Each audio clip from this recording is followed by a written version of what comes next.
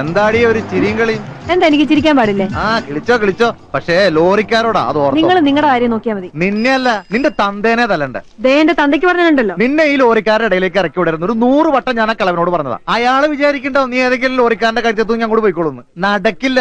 നീയേ എനിക്കുള്ളതാ. അതും നടക്കില്ല. ആഹാ, എന്നാ നിന്റെ തന്ത വീട് വെക്കാൻ വാങ്ങിയ 25,000 രൂപ ഇങ്ങോട്ട് വെക്കടി. എന്നിട്ട് വലിയ വർത്താനം പറ. മര്യാദക്ക് നിന്നാ നിനക്ക് നിന്റെ അച്ഛനും നല്ലതാ. എടഞ്ഞാണ്ടല്ല ഈ സുധാരം വെറും ചെറ്റ. അത് മറക്കണ്ട.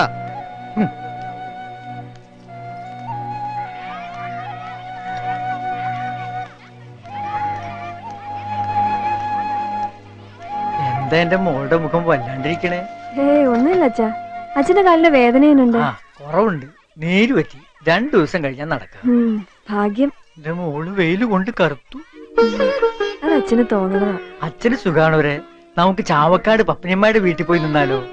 വേണ്ട അച്ഛാ, അച്ഛന്റെ സ്വന്തം ചേട്ടന് പോലും നമ്മൾ ചെല്ലണത് ഇഷ്ടമല്ല.